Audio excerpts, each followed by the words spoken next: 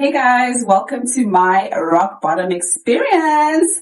There is load shedding at home and there is a storm. So I've had to use reinforcements. I'm in my room right now.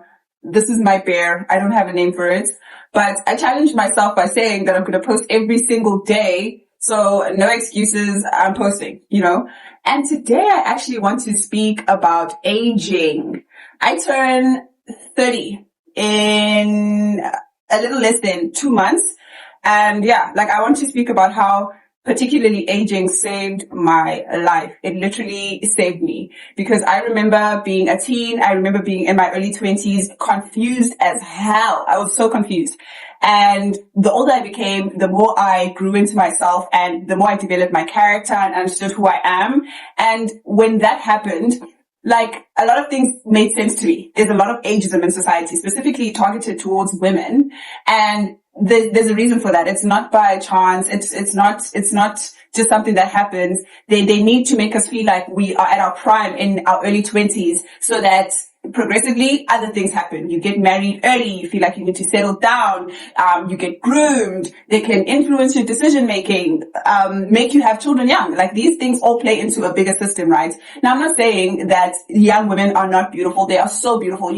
I loved being in my early 20s. You're full of life. You don't think about a lot of things. I remember, my word, I would go out, meet people, find myself in another country the next day, meet more people, and it was just vibey. You meet more people, you're dancing, you have energy. It's just an amazing time. And that is how you're actually supposed to spend your early 20s, in my opinion, right? But, there are more serious things that people try to push you into doing when you're young that are not for children.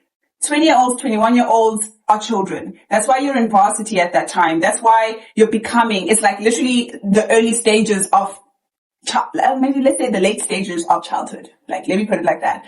So when I started to age and become who I am, I was just less confused. Even though being 20 is beautiful and physique-wise, energy-wise, it's so fun, there is so much confusion. Society is scaring you about growing older. They're telling you that you don't have enough time. There's a lot that goes on. You're just confused. You're not at your peak. Woo!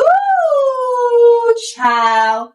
Respect what I'm trying to do, Thunder. Oh! You're just not at your peak confidence, I'm nearly 30 now. I have never looked better body-wise. I might look a bit shady right now, but I've never looked better body-wise. I feel stronger. I understand what my body does for me, so I respect it a lot more. I'm a lot more intentional about the tempo that carries me and that shows up for me every day, right? But in my early 20s, they kept on saying, once you turn 30, the body's gone, and it's like an expiry date, and that is not my experience. I'm just becoming. I'm getting more strong. I show up better because I am this whole person. I'm becoming a woman. So turning 30 and being in my late 20s literally saved my life. And then there are more serious things I hated myself for about 27 years straight.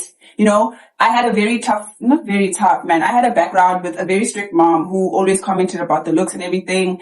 And it made me very insecure. And that morphed into me, being very male-centered, but not in a betray way, because I think the male-centeredness of it all, there's levels to this game. Some people will stab their friends in the back and whatever. I was more I need to be smart. I need to be hot. I need to be funny. I need to be super sexual and like a freak so that I can, keep these guys around, And I worked so hard trying to secure men. Men have never liked me. I don't know about you guys. I have always struggled with guys. They always, that's a story for another day. And I was just overdoing it, trying to make people like me, when in reality, if they were never going to like me, it was just never going to land. I don't know if you guys can relate to this, but it was just never going to land. And I put in the work, trying to be the coolest, trying to be the smartest, I don't actually remember a minute of my life in my early 20s where I was not trying to please people, and specifically men. And that is such a heavy burden to carry. We have been socialized to want to be these pleasurable, not too much on this, not too much on this, a little bit of this, it's a lot.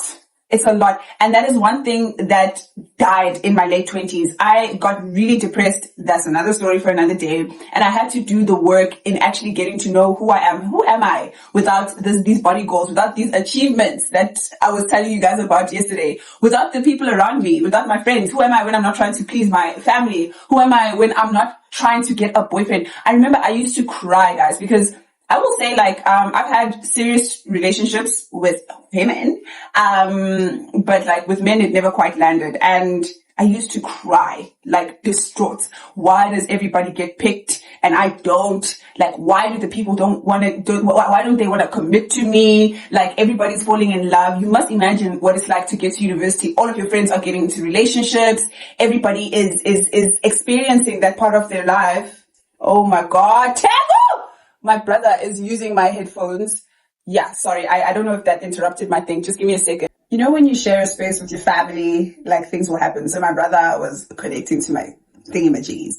Anyway, the phone was going to overheat. So I took a much needed break. But as I was saying, like, you can only imagine being in university and everybody's falling in love. Your friends are getting picked, Valentine's Day, this and that. And you're just stuck in like a perpetual situation because the guys just don't take you that seriously. And I was really like so devastated by that. Like, I don't even want to lie. I don't want to reduce my experience. I couldn't understand why I was not getting picked. And instead of sitting down and reflecting on that, I worked harder. I wanted to be cooler. I wanted to be smarter. I wanted to be hotter, hypersexual, freakier, everything. And when you grow up, because I had to, I think around 26, 27, I really had to ask myself who I am and like what kind of character I was. I was really undone there, you know? And you grow up and realize that it has very little to do with you, like, and what you are doing. The people who are supposed to pick you or be with you will pick you. You don't have to audition, or try to be this person to get these people. And there's no easy thing to do here. It's either you audition and you get people, and you might even get the wrong kind of people, because if it takes you having to perform something for someone to pick you, I don't think that's going to be very great for you. Or you wait and it's lonely and you wait and wait until you find your people. And I realized that I'd rather be alone than be in a state of performance trying to get validated or picked by society or chosen by society. But the only reason I could get there was because I was aging. There is something called wisdom that you literally cannot get by reading about it, by being intellectual about it, by any of the stuff. Like, it's an experience-based reward, right?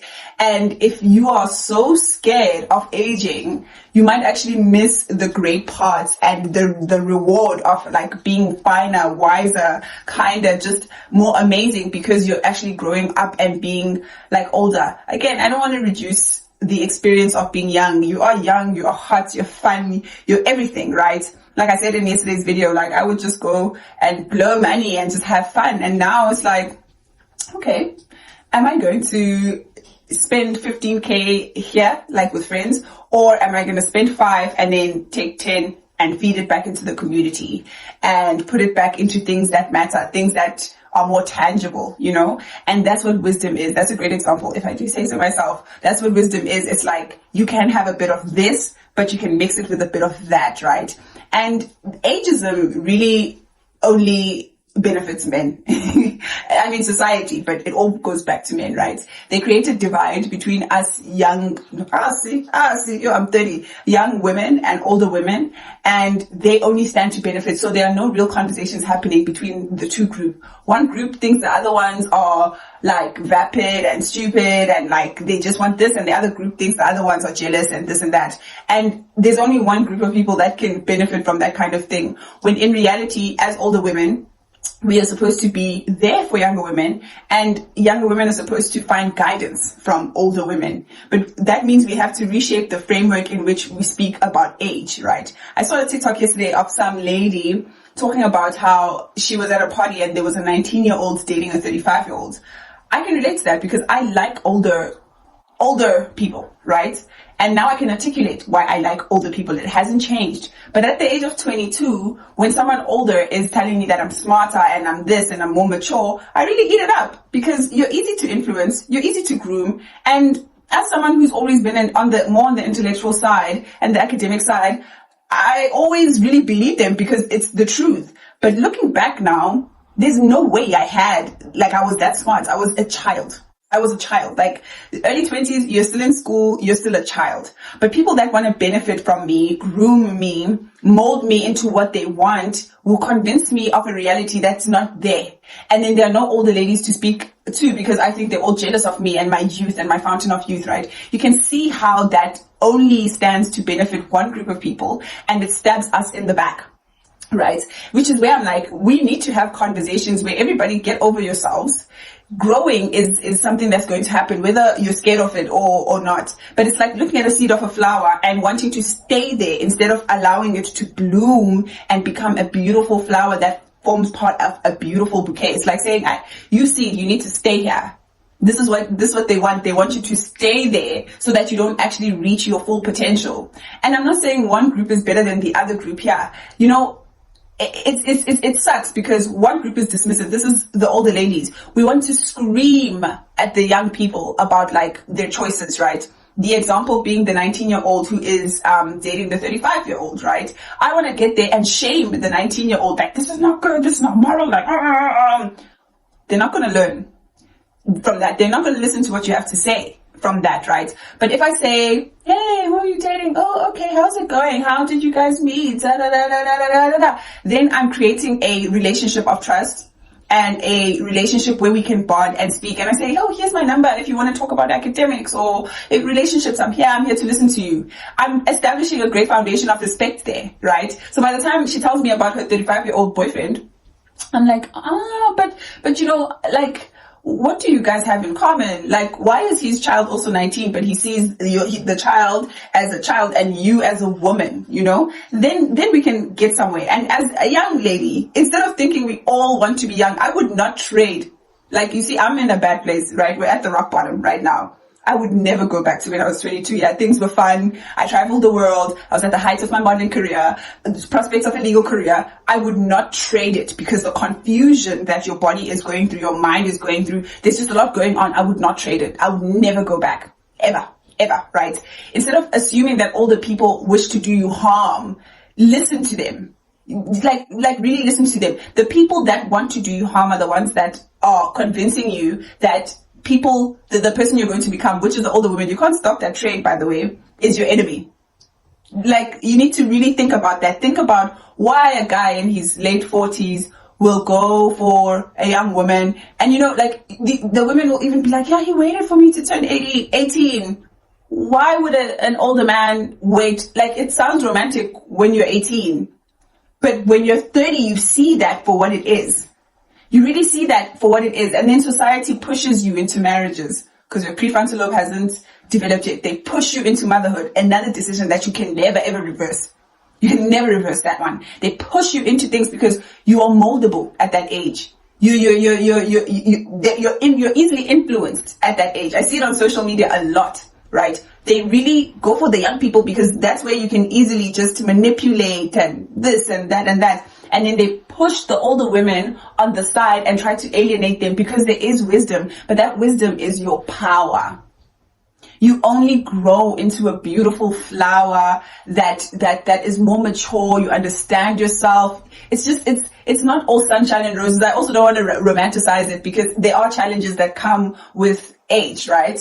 It's really quite unfortunate, but the wisdom, guys, the peace, the peace of mind, the sense of love and sense of self-worth when you've done the work is something I would love to put in a bottle and sell.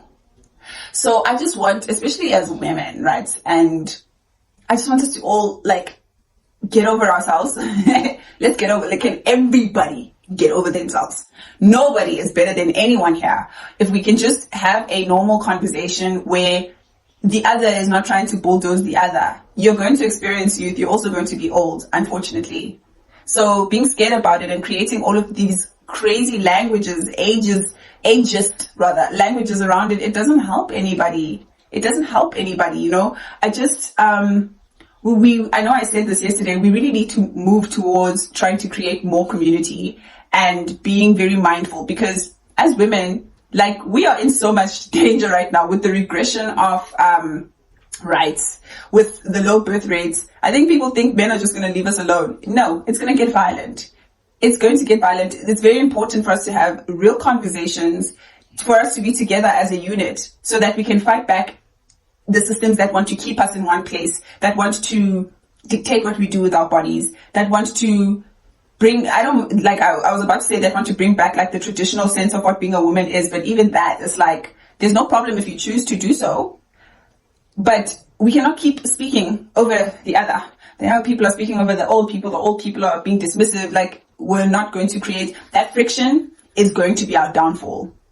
You cannot change a society and progress as a society or agenda if everybody is, And that's what I wanted to say. Embrace. I'm turning 30. I'm so excited. I can't wait to be 32, 33, because to me, I'm like, more money, more wisdom, more life. Yes, challenges, but I'm going to be more equipped to deal with those challenges. Yeah.